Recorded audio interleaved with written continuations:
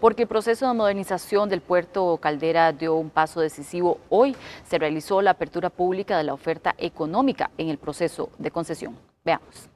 La adjudicación del próximo concesionario en Puerto Caldera avanzará con un solo participante, el consorcio Sunset. La oferta del segundo oferente, Servicios de Terminal de Contenedores Internacional, fue declarada inadmisible por el Comité de Evaluación. Uno de los requisitos técnicos es contar con una relación deuda-patrimonio del 1.75. La empresa presentó un resultado de 0.33 a 0.28 entre el 2021 y 2023. Sin embargo, el INCOP detalló que la realidad era una relación entre 1.42 y 1.13, según los estados financieros de la compañía. Ambos resultados estaban dentro del rango establecido. Sin embargo, al sumar arrendamientos y derechos de concesión por pagar, la cifra aumenta a un 2.16. La comisión evaluadora revisó los elementos que le fueron aportados, se dio por satisfecho con lo señalado por el consorcio Sunset ante las consultas que hizo, ni se dio por no satisfecha en lo relativo a admisibilidad en la parte financiera, con lo que le señaló ITSI. La empresa filipina comunicó su descontento con lo determinado al INCOP.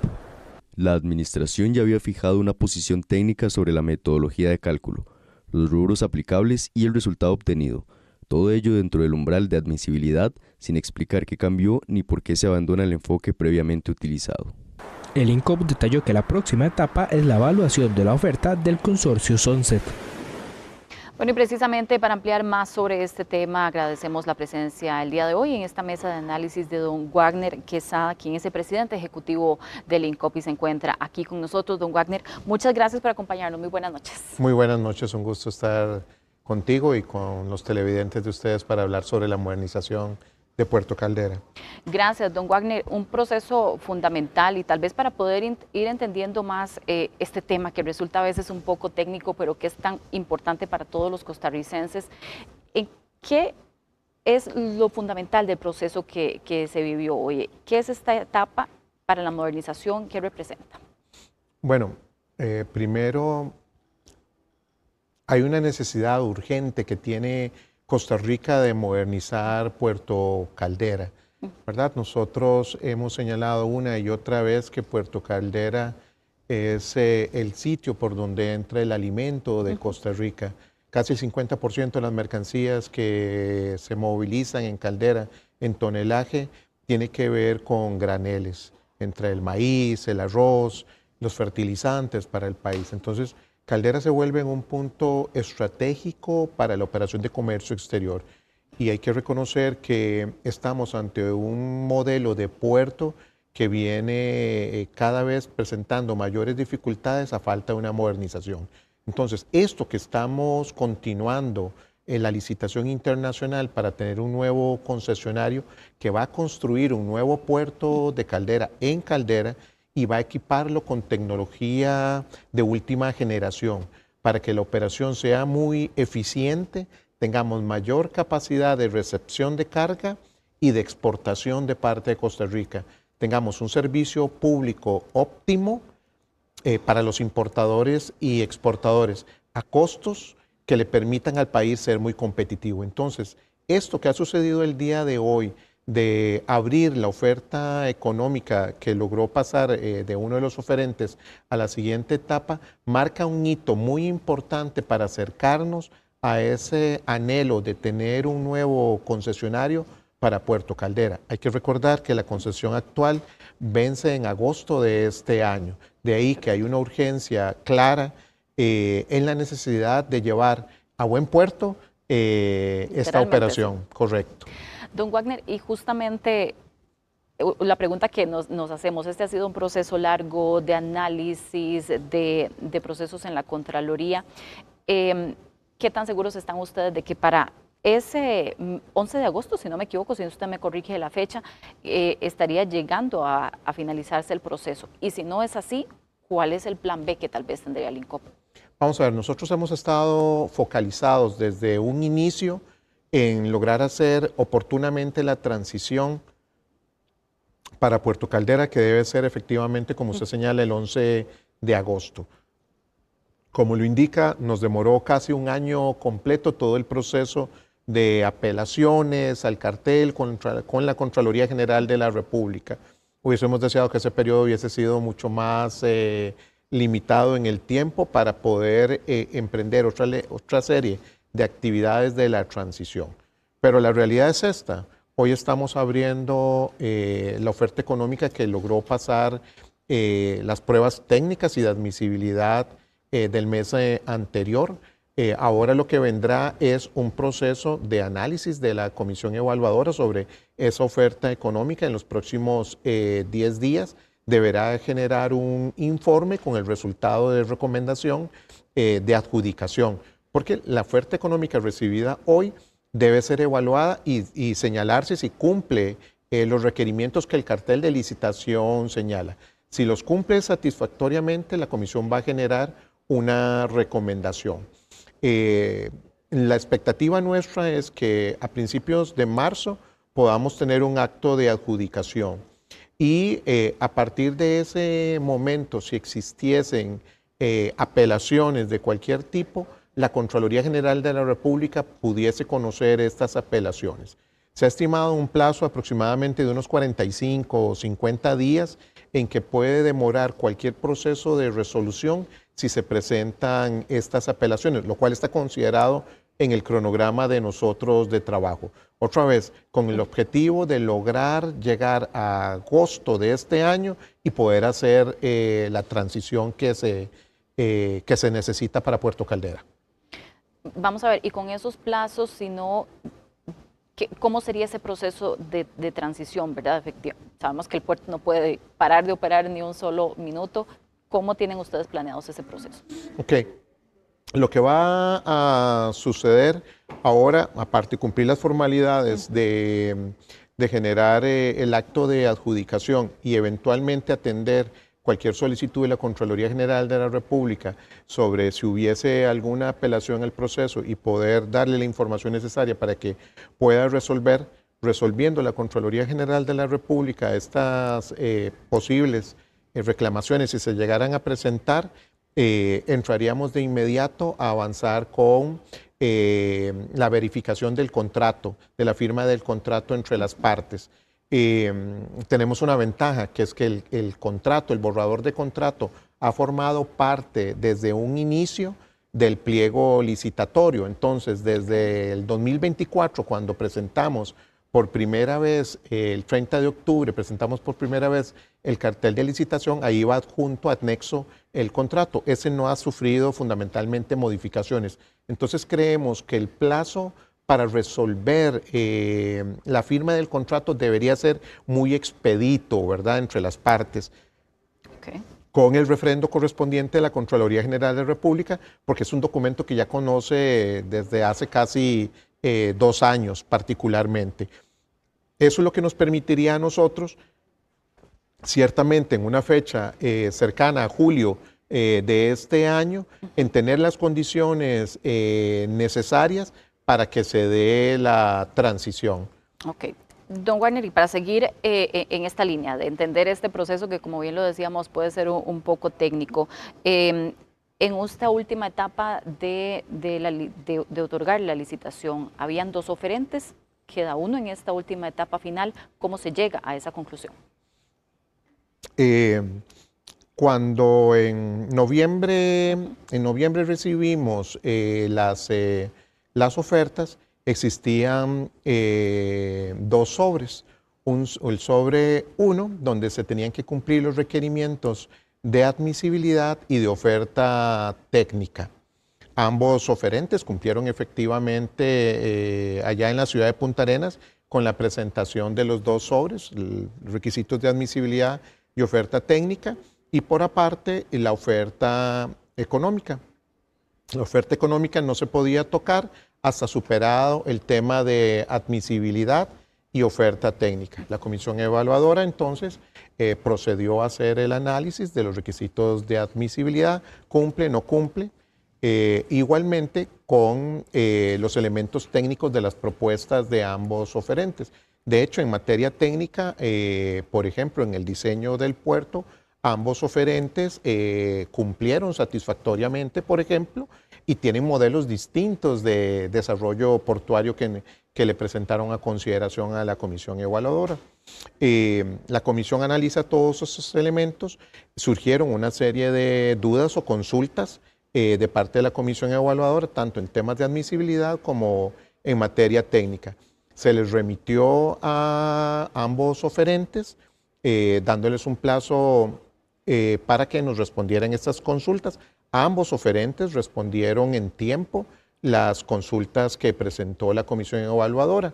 Uno de los oferentes tenía una consulta particularmente en admisibilidad en el tema financiero, que fue la introducción que usted realizó, ¿verdad? Debo de aclarar que, por ejemplo, en el caso de este oferente que presentó dos informaciones en materia de información financiera, precisamente la comisión evaluadora hizo la consulta porque en un formulario presentó un resultado y en los estados financieros auditados presentó otro resultado. Entonces, eso motivó a que la comisión evaluadora le hiciera una consulta para explicar a qué se debían las diferencias en el mismo cumplimiento del requisito de admisibilidad.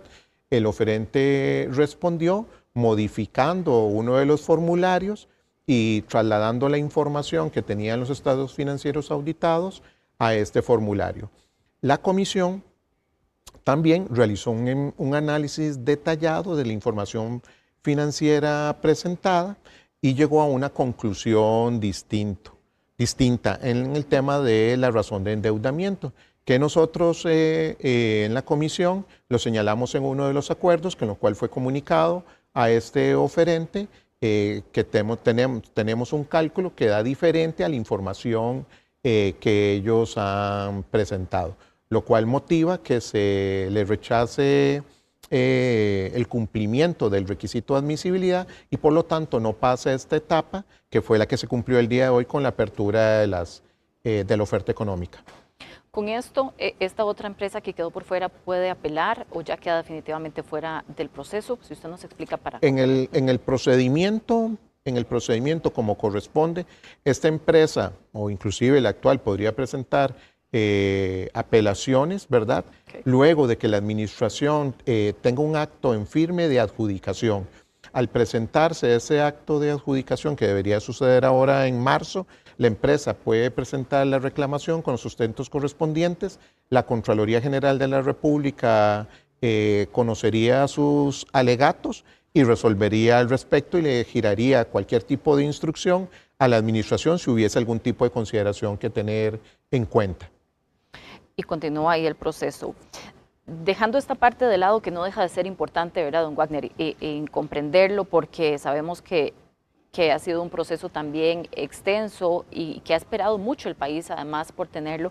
Hemos conversado incluso aquí en esta mesa con las cámaras, con diferentes sectores de la importancia que tiene Puerto Caldera para Costa Rica y la importancia que tiene este proceso de modernización. Sin embargo, quisiera saber cuál es la situación actual, los datos que ustedes nos han comentado ya también de parte de INCOP, que el puerto ya llegó a su máximo de capacidad y por eso este proceso en el que ustedes están trabajando. ¿Cuál es la situación actual de Puerto Caldera? Puerto Caldera sigue operando, ¿verdad? Sigue operando a un límite, afortunadamente, ahora a principios de enero terminamos un hito trascendental que ha sido el dragado de mantenimiento de Puerto Caldera. Es una inversión que el INCOP ha hecho de más de $5 millones, lo cual le ha permitido al puerto recuperar, Gabriela, las capacidades de profundidad de los buques que puede recibir de acuerdo al diseño original, ¿verdad? Nosotros, para dar una idea, en el último año, en la línea de atraque, habíamos perdido casi 100 metros de línea de atraque por la sedimentación que se encontraba en el puerto. Eso significa que los buques que llegaban a Puerto Caldera tenían que traer menos carga, menos contenedores, menos arroz, menos maíz, menos acero, ¿verdad? Y más viajes, tal vez, para entenderlo. Entonces, claro, menos carga en los buques, ¿verdad? También, junto con otro elemento más, que es el tema del clima, en el año pasado nos afectó significativamente, generando demoras importantes en el puerto en la atención de buques, ¿verdad? Hay que reconocer que tuvimos buques que tuvieron que esperar hasta un mes para poder ser atendidos, y eso tiene un impacto tremendo en la economía nacional. Hoy en día, con los trabajos realizados en materia de dragado, hemos logrado de nuevo ocupar totalmente la línea de atraque, volver a las profundidades de calado original de los buques, con lo cual los buques que están llegando en este momento a Puerto Caldera tienen mayor capacidad de carga. Ahora, eso no significa que eso solucione el problema de Caldera. Significa que nos ayuda a salir del problema que hemos venido experimentando, pero es solo la modernización de Puerto Caldera con un puerto con otra conformación, tanto en línea de atraque, con profundidades adecuadas y con tecnología adecuada, que le permitirá al país tener un puerto competitivo, ¿verdad? Eso es importantísimo tenerlo presente, porque de lo contrario, el avance que vamos a tener es apenas para lograr sostener la operación. Es una curita, podemos decirlo así, de momento. Es una medida paliativa que nos va a permitir llegar lo más pronto posible a la transición para la modernización del puerto. Don Wagner, y todo este proceso de modernización, toda esta etapa por la que estamos pasando, llevará su tiempo. ¿Para cuándo, según estimaciones y proyecciones que tienen ustedes en el INCOP, podría estar Costa Rica viendo ese sueño realidad de tener un puerto de Caldera modelo, si es posible decirlo de alguna manera? Va a ser un puerto modelo, va a ser un puerto modelo. Estamos hablando de una inversión de aproximadamente inicial de alrededor de unos 600 millones de dólares. Vamos a duplicar la capacidad de espacios en patios para poder atender el manejo de carga. Va a cambiar completamente la tecnología de las grúas, de los mecanismos electrónicos, equipos que se utilizan en el puerto, que va a ser de avanzada realmente. Estimación en tiempo.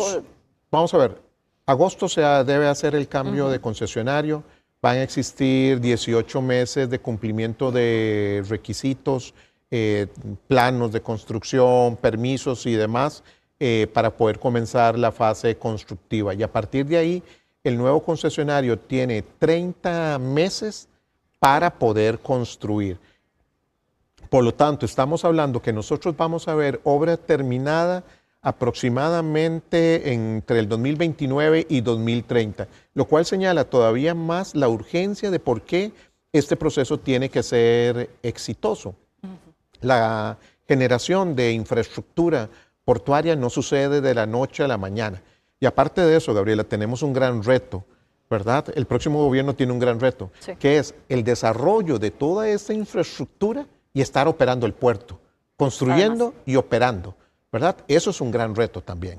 Que tendrá que asumir además el concesionario junto con toda esta responsabilidad. Correcto. El concesionario tiene que presentarnos, después de agosto, tiene que presentarnos el plan constructivo y cómo operativamente garantiza un servicio público tal como el INCOP lo ha exigido en el cartel de licitación, que tiene un set de indicadores de rendimiento y productividad de servicio público muy exigente. Don Wagner, y es que uno se pregunta también cuando vemos esto que usted nos está comentando, cómo un puerto como Caldera, con una ubicación estratégica y otras ventajas que también me gustaría que tal vez usted nos pudiera explicar mejor y nos puntualizara, ha quedado tan rezagado a lo largo de estos años. Vamos a ver, es lamentable, primero que estemos llegando a estas fechas para poder tener los resultados de la licitación. Al filo de que se venza. Al filo de que se vence, digamos. Nosotros le hemos puesto total y completa dedicación para avanzar efectivamente por la importancia del proyecto desde que asumimos en enero del 2024. Es incorrecto pensar que la administración comenzó en el 2024 con este proceso licitatorio. No, falso. Desde el 2022 se hicieron las gestiones de contratación del IFC del Banco Mundial para que nos ayudara a poder hacer la la contratación de ellos para que nos sirvieran como estructuradores de todo este proceso licitatorio. Tuvimos que pasar por la prefactibilidad, la factibilidad, 2023, 2024, para poder llegar al cartel de licitación. Esos procesos no son cortos, digamos, y a veces se pierde la dimensión de lo que significa avanzar en un proyecto de esta envergadura. 600 millones de dólares es una inversión muy importante. Hubiese sido deseable que desde administraciones anteriores se hubiese avanzado con este proceso licitatorio, porque el tener un ganador del proceso licitatorio con suficiente tiempo para un periodo más amplio de transición le hubiese permitido a la administración un proceso mucho más cómodo de negociación, de atención, de prioridades de inversión para que se avanzara en la modernización de Puerto Caldera. Y perdón, lo interrumpo ahí para tal vez hacer énfasis en esto. Puerto Caldera tiene una ubicación, les decía, por su cercanía con San José, ¿verdad? Nos lo han comentado los diferentes sectores. Tiene esta ventaja, ¿verdad? Que le permite tener estas facilidades a los sectores productivos, pero necesita esta modernización. Totalmente, digamos, estamos a menos de 80 kilómetros del gran área metropolitana, donde está el principal centro de actividades comerciales del país. Entonces es una ubicación muy estratégica en cuanto a alimentación de la actividad económica del país.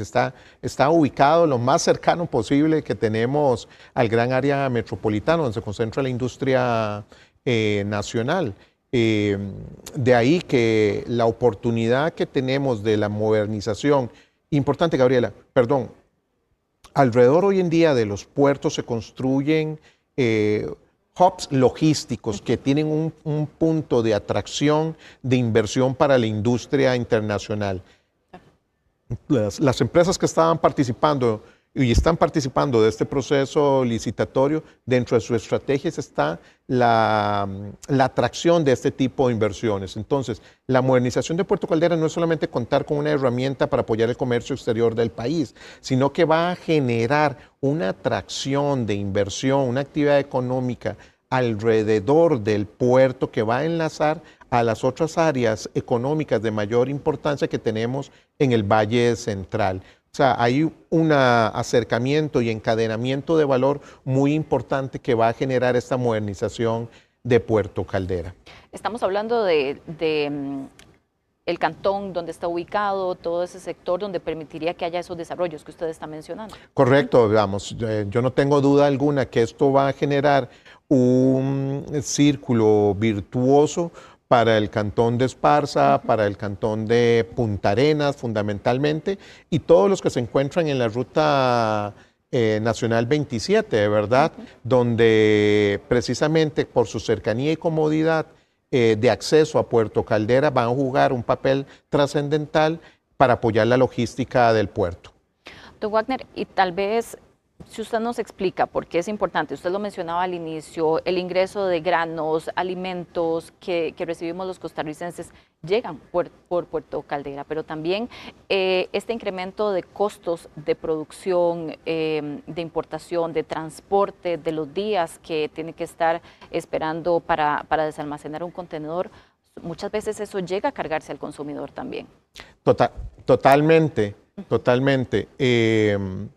Tal vez importante indicar, digamos, que, por ejemplo, un buque esperando en Bahía tiene un costo diario aproximadamente entre 10,000 a 20,000 dólares. Entonces, si un buque está esperando en Bahía 30 días, por ejemplo, lo cual es una barbaridad, estamos hablando entre 300,000 a 600,000 dólares mínimo de costo por estar ahí en Bahía esperando. ¿Quién cree que asume ese costo de no poder atender un buque? Nosotros, los costarricenses, ¿verdad? En el consumo del arroz, del maíz, particularmente en los graneles o en el acero que se descarga ahí.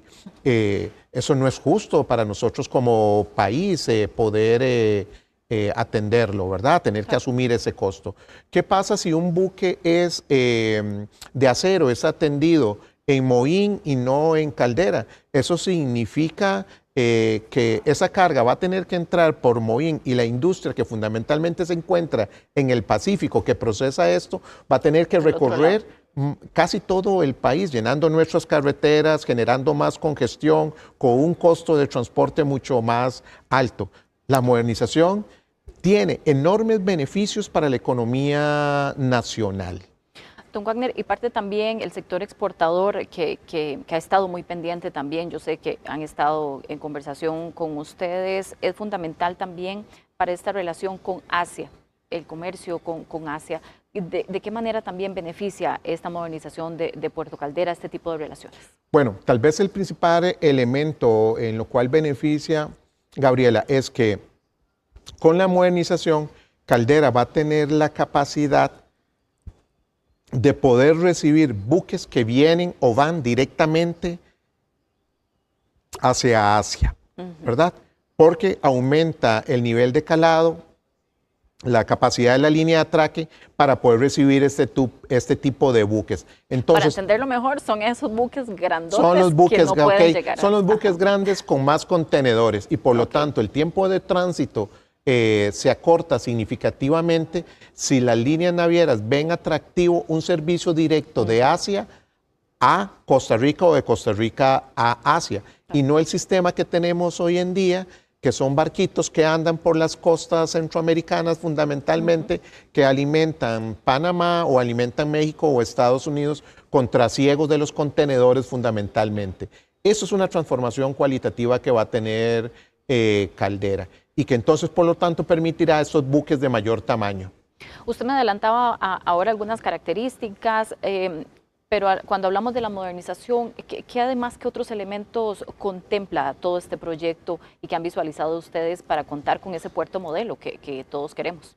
Bueno, estamos aumentando la línea de atraque de todo el puerto.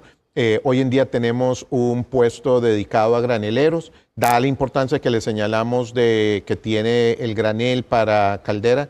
En la licitación se señaló que debían de construirse 2 puestos graneleros. Eso va a significar entonces mayor recepción de carga granelera y en simultáneo, ¿verdad? Entonces podemos estar, por ejemplo, descargando arroz y al otro lado estar descargando maíz, con lo cual el país se abastece mucho más rápidamente. Eso es muy importante. En el manejo de los contenedores, particularmente estamos y hemos solicitado en el cartel de licitación una tecnología de tipo de grúas que permiten la descarga directa mucho más expedita y la colocación de los mismos en los patios, lo cual hace que el tiempo de duración de un equipo en el puerto se reduzca significativamente, junto con el costo de movilización. Eso va a hacer mucho más rápido la salida de la carga del puerto y por lo tanto el abastecimiento a nivel nacional o, en el caso de exportación, no tener que movilizar la carga con tanta anticipación al puerto para poder ser cargadas en los buques, sino en una mayor cercanía al momento en que se va a despachar el mismo. Eso trae cambios significativos otra vez en tiempos y costos, que es parte de esa competitividad que necesitamos además en los diferentes sectores como país. Total y completamente. O sea, la modernización de Puerto Caldera le da un cambio radical a la competitividad del país. Don Wagner, entonces, tal vez para recapitular, ¿qué falta para terminar este proceso de manera sencilla para saber cuál es el siguiente paso, el que vamos a estar muy pendientes? A partir de mañana, la comisión evaluadora tiene 10 días para revisar la oferta económica que se abrió hoy. Va a tener que generar un informe de recomendación sobre adjudicación o no, con base en la oferta vista el día de hoy. De inmediato ahí pasa a la Junta Directiva del INCOP para que lo conozca y dé su aval a ese informe.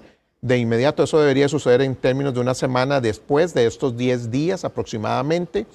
Eso nos lleva ya a la segunda semana de marzo, donde el señor presidente junto con el ministro de Hacienda y el ministro de Obras Públicas y Transportes deberían de emitir el acto de adjudicación y comunicar por lo tanto el mismo públicamente. Y abriría la posibilidad, si fuera del caso, de alguna reclamación que la Contraloría General de la República debería conocer. Resuelto esto, deberíamos de estar en julio de este año con la firma del contrato de concesión y en agosto de este año pasando las manos de administración, de operativa del puerto al nuevo concesionario. Y una vez más, si no se diera el proceso, puede ser una posibilidad, tal y como están ustedes estimando las fechas, ¿el operador actual podría continuar de alguna otra manera? Legalmente siempre ha existido la posibilidad de extender el plazo de contratación, pero esa nunca ha sido la opción, sino que la opción siempre ha sido salgamos adelante con la licitación y con tener un nuevo concesionario. Creo que el momento en que esto sea conocido por la Contraloría General de la República y la forma expedita en que la Contraloría General de la República atiende el tema, nos va a señalar los pasos siguientes que deberíamos de dar. Si logramos cumplir efectivamente en tiempo el cronograma que traemos, o podría eventualmente existir un traslape, pero ya estará en manos de la Contraloría General de la República. Finalmente, para que no se me quede por fuera un tema, además, seguridad del puerto, supongo que está dentro de este proyecto de modernización también.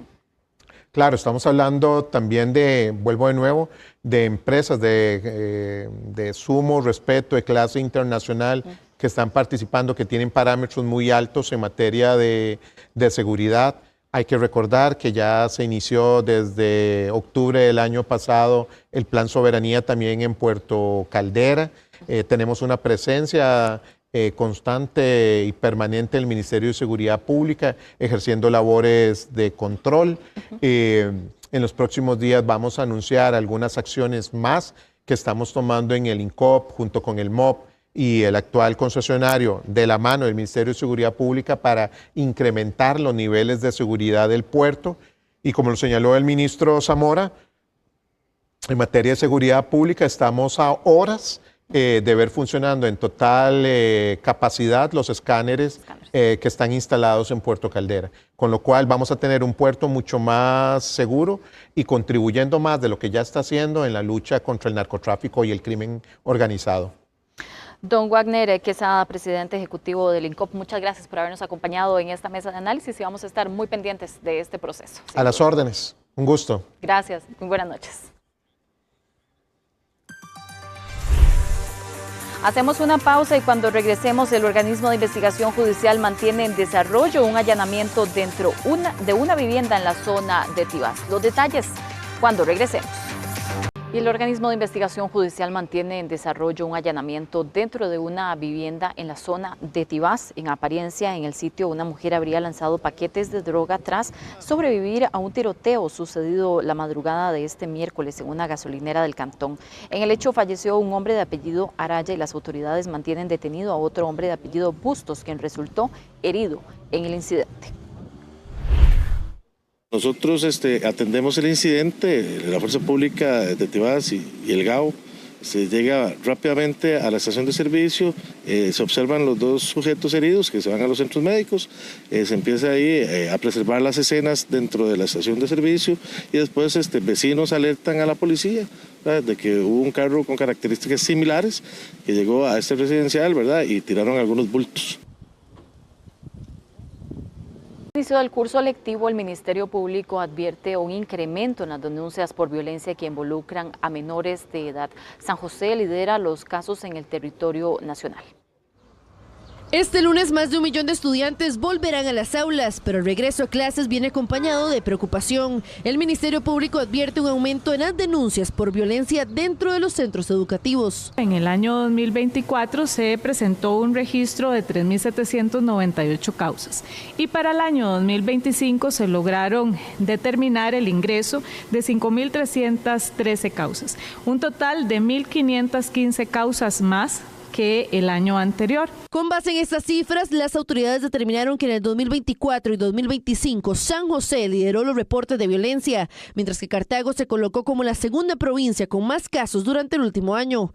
Pero el problema no se limita a aulas y pasillos. El Ministerio Público advierte que la violencia en los hogares también aumentó y señala que los educadores pueden convertirse en un punto clave para proteger a los menores, incluso mediante denuncias confidenciales por llamada, correo o de forma presencial.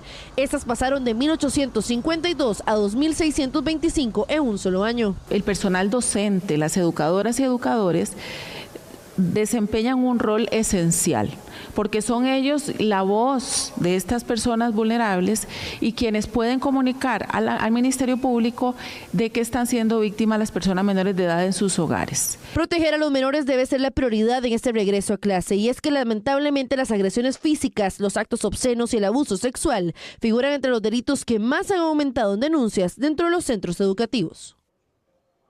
El principal sospechoso del homicidio de Nadia Peraza se habría hecho pasar por ella varios meses para ocultar el cuerpo.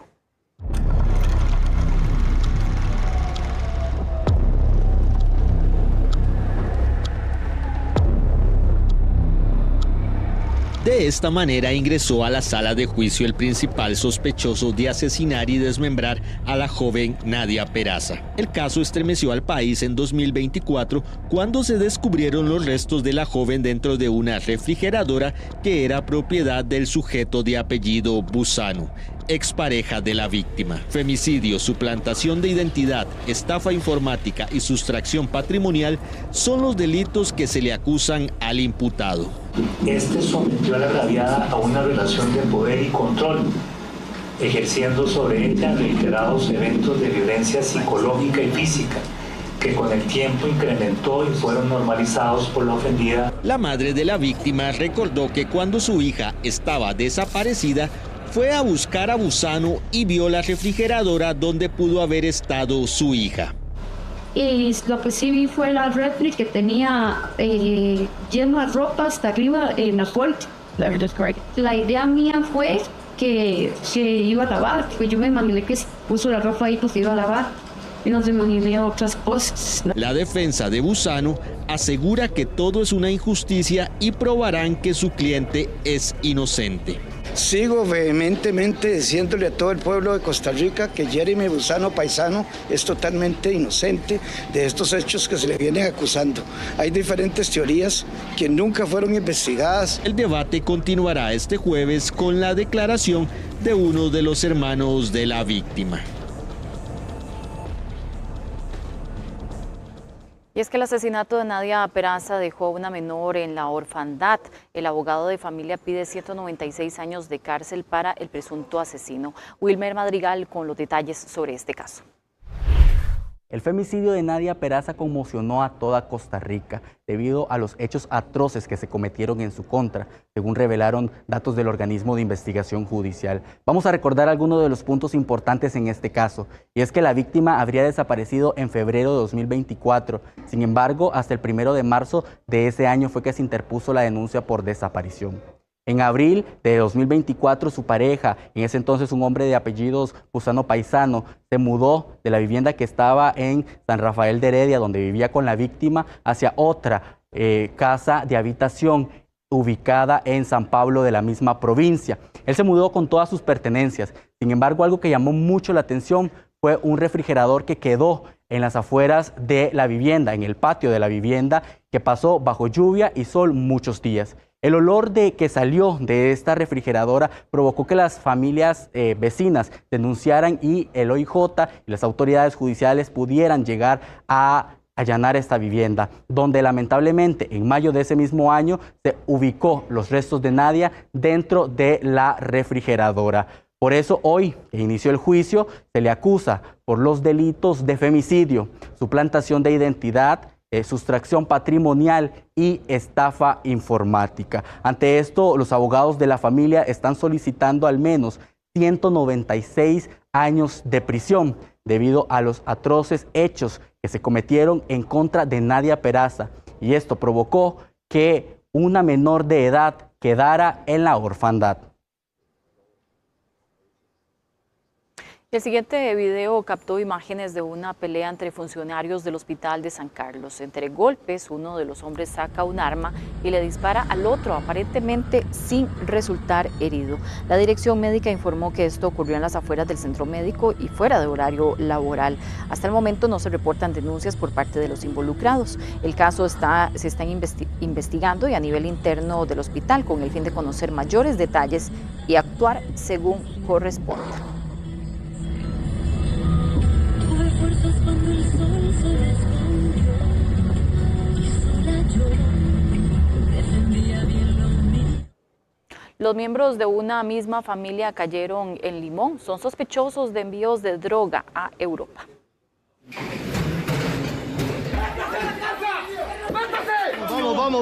¡Vamos!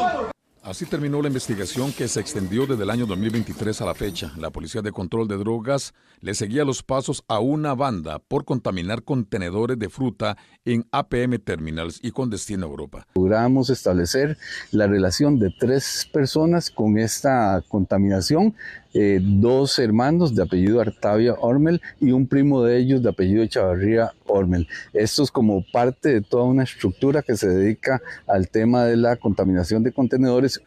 La PCD se hizo acompañar de una unidad de agentes antilavado de dinero y las sospechas de que el grupo movía dinero del narco quedó evidenciado por la cantidad de bienes de lujo decomisados en 3 puntos de interés en la provincia de Limón. Ese tipo de trabajos, de allanamientos, van a arrojar más datos que podrían eventualmente permitir más captura para desorganizar toda el conglomerado de gente que está trabajando en eso. De acuerdo a la investigación, desde que se les truncó el envío a Bélgica, el grupo bajó su accionar en cuanto a la contaminación de contenedores de fruta. En 2 allanamientos distintos, comercios en Alajuela fueron desmantelados por la venta de artículos deportivos falsificados. La investigación se dio por una presunta comercialización de camisetas de la Liga Deportiva Alajuelense y del Deportivo Saprissa que serían ofrecidas como originales. Según información preliminar, ambos locales pertenecían a una familia, quienes figuran como propietarios de los establecimientos. Las autoridades confirmaron la detención de un hombre de 24 años que figura como sospechoso del delito de violación a la propiedad intelectual. Uno espera que sean originales. Hay muchas imitaciones ahora que les llaman AAA, pero generalmente uno la compra en la tienda oficial, entonces de ahí asume que es original. Bueno, la verdad, cada cual que compra a su presupuesto. Si tiene un presupuesto alto y puedes comprar una camisa original, bienvenido. Que tenga un presupuesto bajo y pueda comprar la copia, tampoco está mal, lo veo mal.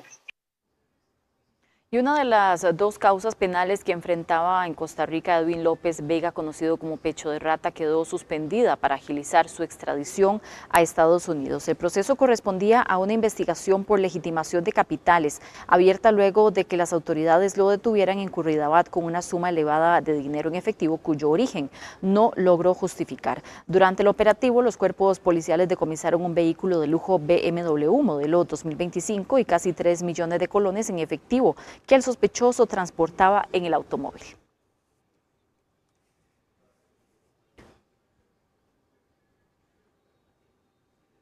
Y durante los primeros 2 meses de este año, el país acumuló al menos 9 días sin homicidios a nivel nacional, algo que ahora es extraño, lamentablemente. Un experto explica los factores que pueden influir en estos resultados. Hasta el 13 de febrero el país acumuló 9 días sin homicidios, según registros del organismo de investigación judicial. En enero no se reportaron muertes violentas los días 2, 5, 9, 13, 17, 24 y 27 del mes, mientras que en febrero los días 3 y 12 cerraron sin víctimas de homicidio. Y esto se puede dar por 3 factores muy importantes. Uno son las rachas, las temporadas. Como punto número 2 o factor número 2, una dinámica criminal, cuando hay reacomodos, disputas o enfrentamientos entre las diferentes organizaciones criminales que hay en el país. Esto puede bajar temporalmente la cantidad de homicidios. En 2025 el país registró 39 días sin asesinatos a nivel nacional. Sin embargo, en los primeros 2 meses de ese año solo se contabilizaron 4 jornadas libres de homicidios. Y muy importante es el trabajo que hace día a día nuestra policía, tanto administrativa como judicial, donde son las acciones preventivas y operativas. El experto advierte que estas bajas suelen ser temporales, ya que una vez que las estructuras criminales se reacomodan, retoman las disputas territoriales que marcan la dinámica delictiva. Hacemos una pausa y cuando regresemos, la Sala Constitucional suspendió los trabajos que se realizaban en el Teatro Nacional. Los detalles cuando regresemos. Constitucional de Costa Rica declaró parcialmente con lugar un recurso de amparo por daños ocasionados durante trabajos de restauración en el Teatro Nacional, al comprobar que las obras iniciaron en octubre de 2025 sin la aprobación de los protocolos técnicos. La intervención provocó afectaciones irreversibles en muros y puertas históricas debido al uso de métodos y materiales inadecuados. El tribunal ordenó suspender las labores en las áreas afectadas hasta que se definan los lineamientos adecuados.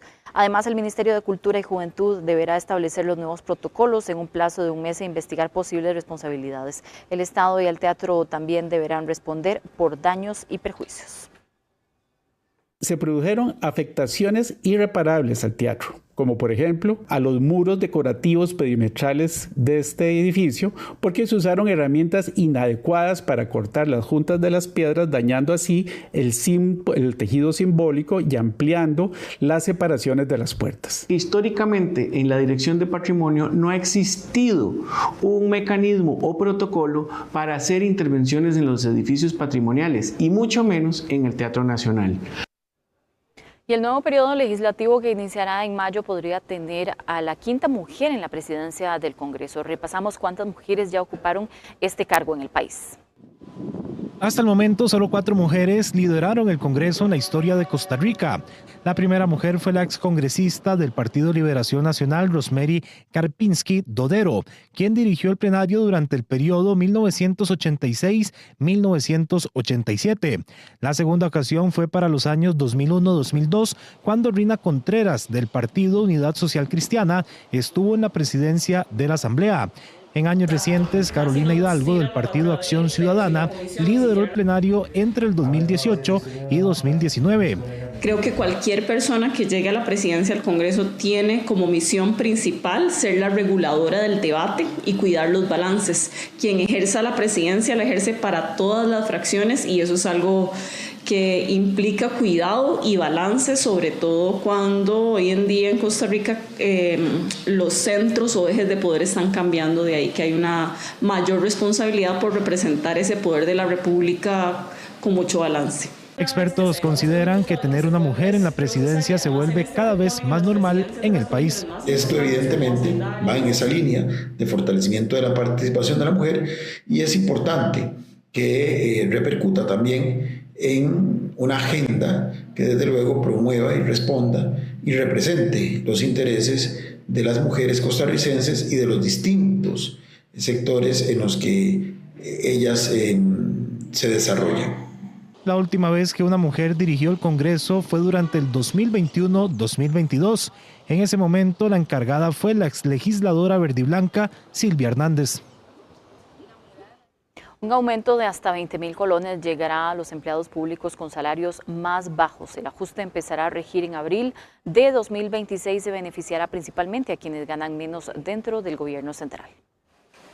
Un respiro llegará a la billetera de miles de trabajadores del sector público. El Poder Ejecutivo confirmó un aumento salarial de hasta 20.000 colones mensuales. El ajuste comenzará a aplicarse a partir del 1 de abril. De entrada se otorgarán 10.000 colones a los funcionarios que se mantienen en el esquema de salario compuesto y cuyo ingreso total no supere el salario global de referencia. Van a salir los que ya nadie les cree diciendo que es muy poco.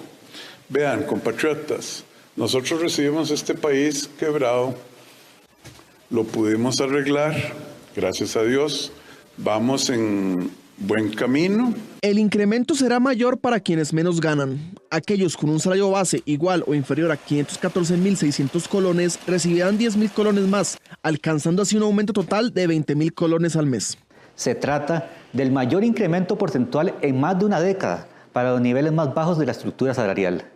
La medida tiene un carácter progresivo, ya que el mayor impacto es para quienes perciben menores ingresos. Esa decisión se adopta dentro del marco de la Ley número 9635 en cumplimiento de la regla fiscal vigente con respaldo presupuestario y sostenibilidad financiera. En términos prácticos, esto impactará a más de 28.000 trabajadores en los primeros niveles salariales. Además, cerca de 6.500 funcionarios pasarán del esquema salario compuesto al salario global.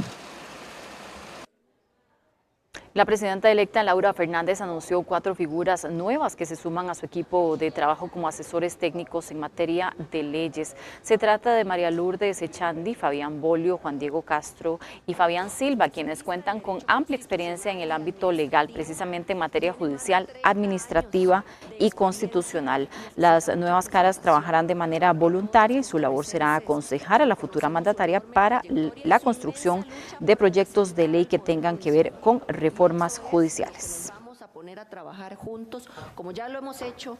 El presidente Rodrigo Chávez y la mandataria electa Laura Fernández celebraron la elección de Yara Jiménez como candidata del oficialismo para presidir el Congreso. Ambas figuras destacaron el recorrido de la abogada como secretaria del Consejo de Gobierno y esperan que al frente de la Asamblea pueda realizar cambios profundos en la dinámica legislativa. Además, aprovecharon para mencionar como aspecto positivo que el exministro de Hacienda, Nogui Acosta, se convertirá en jefe de fracción del Partido Pueblo Soberano. ¿Y ni qué le digo de doña Yara? A doña Yara Jiménez yo la conozco como la secretaria del Consejo de Gobierno. Es una mujer muy sólida, es una abogada muy sólida, una mujer muy preparada, tiene un carácter también muy ameno, siempre es una mujer de trato sencillo. El proyecto de jornadas 4.3 no avanzará en esta asamblea legislativa tras quedar frenado por más de 2.500 mociones. Discusión que quedará en manos de la próxima legislatura. La diputada oficialista Pilar Cisneros confirmó que el proyecto de jornadas laborales 4x3 no avanzará en la actual asamblea legislativa debido al trámite de más de 2.500 mociones que mantienen frenada su votación en el plenario. Totalmente. 4.3 no veo ninguna posibilidad de que salga en esta, ninguna.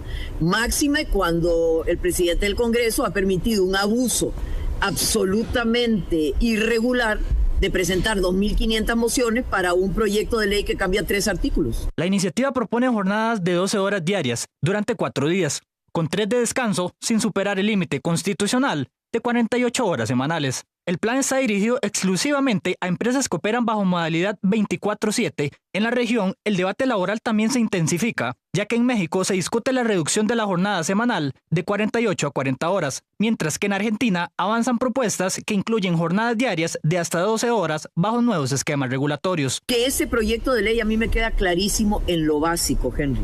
1, nadie va a trabajar más de 48 horas. Se trabajan 42 horas y media. 1.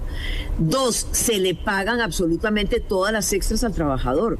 3, es voluntario. A nadie pueden obligar a trabajar en jornada flexible. Ante el cierre del periodo legislativo, el futuro de las reformas quedarán en manos de la próxima Asamblea Legislativa, que deberá retomar o no la discusión en un contexto regional donde varios países revisan sus modelos de jornada laboral. Así llegamos al final de nuestra edición. Muchas gracias por habernos acompañado. Que tenga muy buena noche.